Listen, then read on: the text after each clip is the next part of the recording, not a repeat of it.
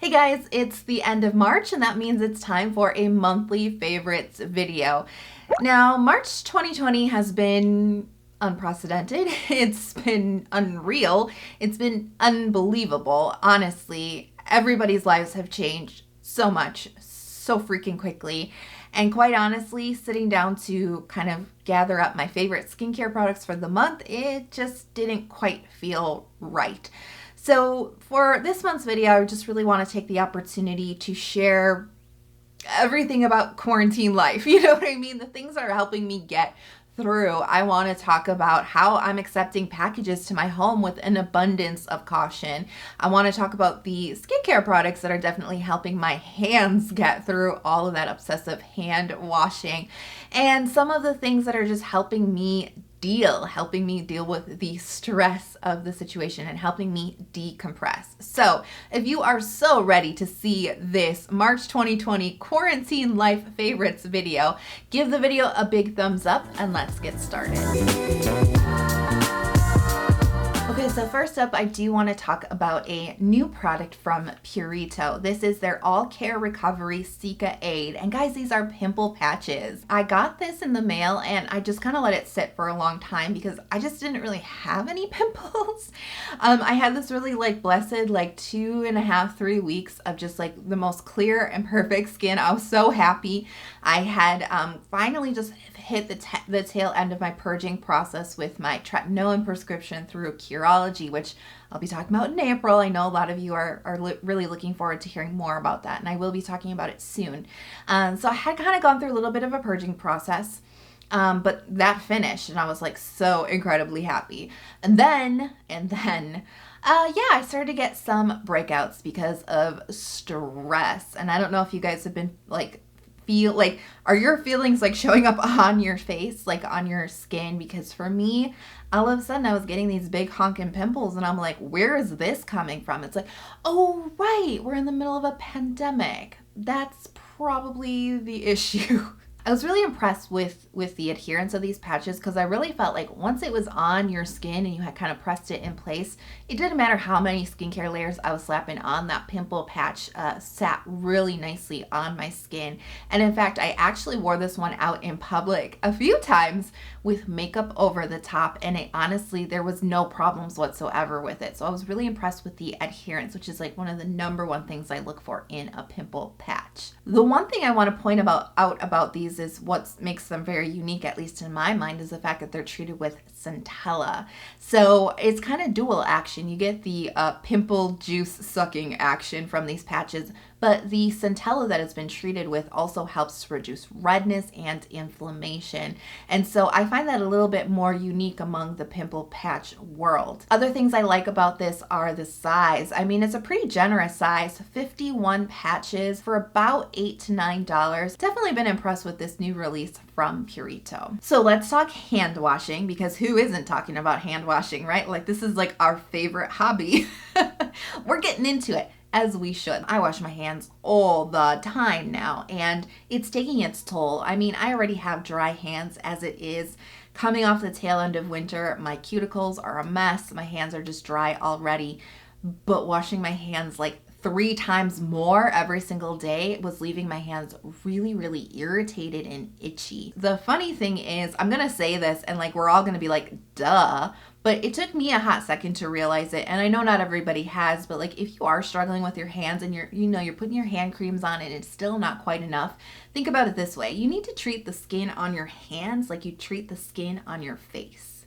Yeah, and the missing component for me, because I'd wash my hands, I would put on a really nice nourishing ceramide focused cream, and it still wasn't enough. And then sometimes I put a little bit of oil into that cream as well, and that would help a little bit, but it still wasn't enough. And then it dawned on me. I was like, why don't you put some hydration on first?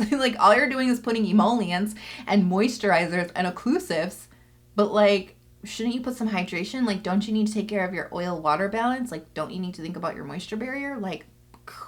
Mind blown. What I've actually been doing is using the Neogen Microferment Essence on my hands right after washing. I put that on first. I pat it in, let it absorb. It's so quick absorbing, very, very light essence. And then I use the Innisfree 8 Soothing Cream. It contains ceramides, cholesterol, and fatty acids. It's a really nice, nourishing, protective cream that's not greasy. This has just been the dream team duo for my hands. Like almost immediately, the irritation, the itchiness went away because that secret sauce was adding that layer of hydration before my cream. So it doesn't have to be the Neogen Essence. This actually just happens to be a product that didn't quite work out well for my face and was probably just going to sit here and go to waste. So this is actually an excellent repurposing of this product without wasting it. Speaking of oil, I still do like to put oil on my hands. I like to do it at nighttime. And one that I really like to use is Tsubaki Oil. I've been obsessed. I've been putting it on everything. Remember that movie, My Big Fat Greek Wedding? And like the dad would go around and he was obsessed with Windex and he put it on everything. He even said put like Windex on your pimple. Probably don't do that. Okay, like that's me with Tsubaki Oil currently. I'm putting it on everything. I just put a couple of drops of it into like the Innisfree cream and then I just work that into my hands. It's a nice way to just get a nice light layer. You can also work it directly into your cuticles and nails if you're extra dry there. It's very healing for dry cuticles. You can put it on the ends of your hair, but I even put it on my dog. I put it on my dog. I'm like embarrassed to say this, but I did and it worked so well. So poor little Piper has the driest skin. She's always itching all the time. She gets little dry flakes on her coat. And so I gave her a bath recently. And once she got out of the bath, I towel dried her really well. And I just put it like 5 drops of Tsubaki. I really worked into my hands and then I just really worked it down into her skin and her coat all over. And it was definitely an experiment, but I was like, it works for me, so let me try it on her. And it worked. It definitely worked. First of all, her hair is so soft. It's so soft and conditioned. It wasn't like too much. She didn't get like greasy at all. And it seems like her itching has been relieved, at least for the time being. So I'm a really big fan. And I mean, I'm gonna have to purchase like bottles and bottles of this because this is like my miracle, like my miracle cure for everything. Okay, so let's talk packages, how to receive them. Should I be receiving them? Should I make orders? There's a lot of anxiety and fear around packages. I know it. I've been getting a lot of questions about should you be ordering from certain places? And if you do, what should you do with them? How do you bring a package into your living space responsibly with an abundance of caution? And I'm going to share with you what I've been doing. It may not be a perfect system, but this is what I've been doing. Now, let me just share some things with you because I've based my system off of the information that we know so far. And I can't emphasize that enough. It's what we know so far because there's actually very little that we know about coronavirus and we're racing to learn more. But currently, as of filming this video, studies suggest that coronavirus lives on cardboard surfaces up to 24 hours and it can live on plastic surfaces anywhere from a few hours up to 2 to 3 days. So the first thing that I do when I receive a package, they're all being left at my door. No carrier so far that I know of is requiring signatures anymore. So it's great because there's contactless delivery.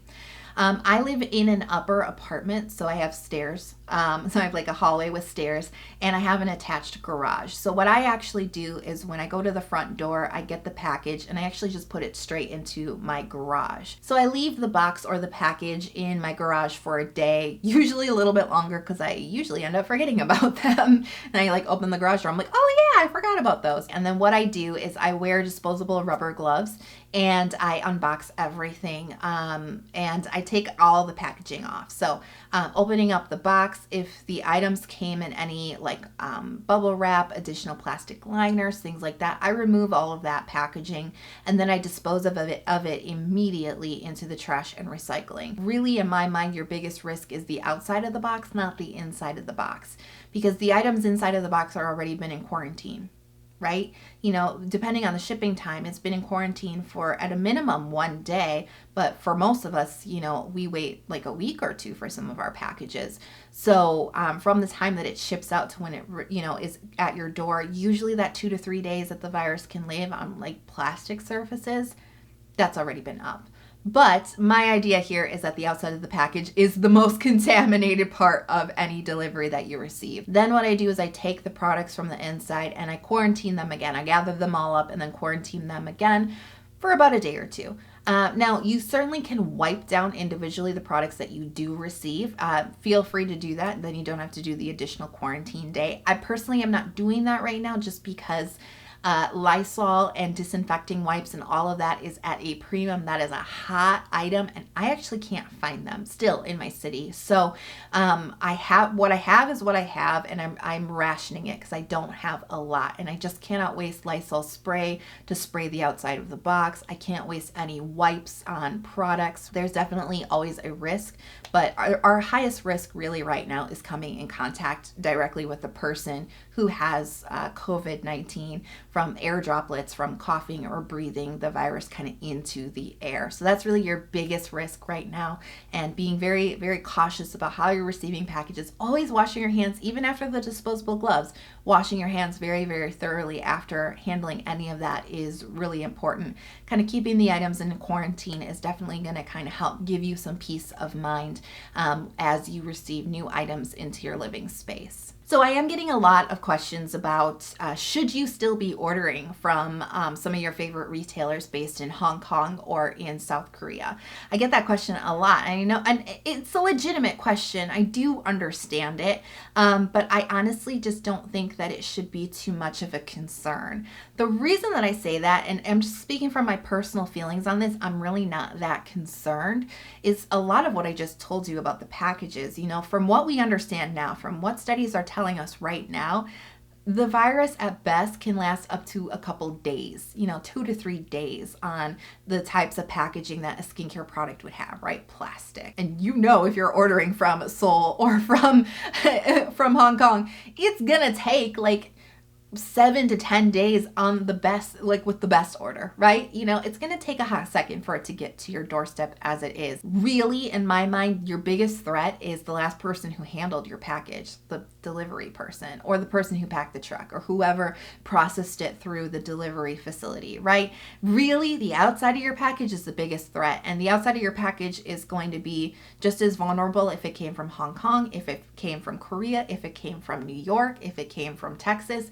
It's the same thing. And I know I'm kind of speaking from an American perspective right now. This is my viewpoint. This is where I live. But I just don't think that it makes sense to necessarily choose an American retailer over a retailer in Hong Kong or a retailer in South Korea. I personally just don't really see the problem there. And I do want to just kind of share some statistics, which this video is being filmed many days in advance, which means these statistics will be somewhat outdated by the time the video comes up. I think the point will still remain, which is that as of filming this video today, the amount of coronavirus cases in Hong Kong, which is home to retailers like Stylovana and Yes Style, they've so far had 453 cases of coronavirus in Hong Kong. Now, in Korea, they have had 9,241 cases. Korea, a much bigger country than just Hong Kong, right? But Korea has had 9,000 cases of coronavirus, home to some of my favorite retailers like Yolse and Wish Trend. Here's the perspective part, though, because again, and this is me speaking from the American standpoint, USA so far, as of filming this video, has 81,000 cases of coronavirus spread throughout the 50 states, right? 37,000 of those cases happen to be in New York State. My home state is Wisconsin. We have 700 cases here. So, I mean, there's risk anywhere that you're going to get any type of package from. So even if you get it from Amazon, from a distributor close to your home, or you get it from a K-beauty retailer from overseas, the risk is there. Coronavirus is everywhere. It's on every continent. It's basically in every country. Every human is somehow going to have, is going to be impacted by this in some way, shape, or form. So I just don't think that it makes sense to not use certain retailers. If you're just purely uncomfortable, then don't. But if you've been wondering if you should or shouldn't, hopefully some of what I've just said will help you make the right decision for you. And finally, I just made this little list for myself when I was thinking about this video and all the things I wanted to share about what's been working for me, right, during this just crazy time. And so I'm just going to kind of share just a few kind of odds and ends. And one of the things that I wrote down was to limit yourself to reading the news only twice a day. Because there's definitely some days there where I was just only consuming news, and I am somebody who really wants to be informed, but there's a certain point where you gotta walk away for your mental health. And so I found that reading the news first thing in the morning and reading the news in kind of around the evening time works really well for me. Just twice a day, and all that time in between is just left for life.